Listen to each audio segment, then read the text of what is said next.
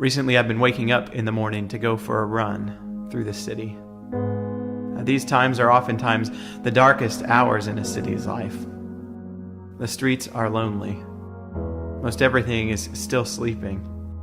Aside from my breath and the sound of my feet hitting the pavement, the darkness is the only thing that anyone can sense or experience. The Gospel of John records that early in the morning on the first day of the week, while it was still dark outside, when the stars were still out and the streets were solemnly still, Mary Magdalene walked to the tomb, Jesus' tomb. I always imagined her walk to be one of mourning in memory in the total darkness. As she walked, memories of better days flooded her thoughts.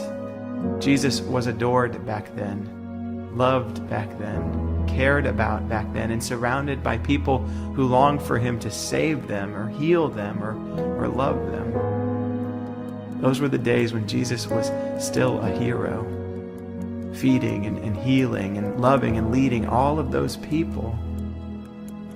As Mary walked in the dark silence that morning, my guess is her memories were even beginning to illuminate the darkness of morning, until that is she came upon the grave. When she got there, she noticed something was different.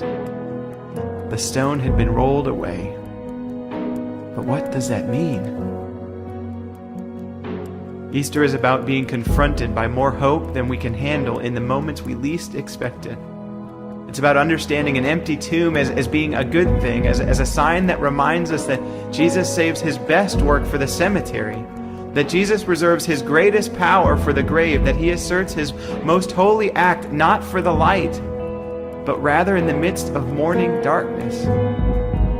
Not only does he conquer death, but he overwhelms it with his life and his light. And that's what I like most about running in the morning, because it helps me to remember that on Easter morning, Jesus meets us here and now. Wherever we are, no matter what we're going through, running from or walking with, Easter reminds us with confidence and grace that the worst thing is never the last thing. That love wins and there's nothing you can do about it. The grave has been overcome, for Jesus is the resurrection and the life. For we too have seen the Lord. Because Christ the Lord is risen today.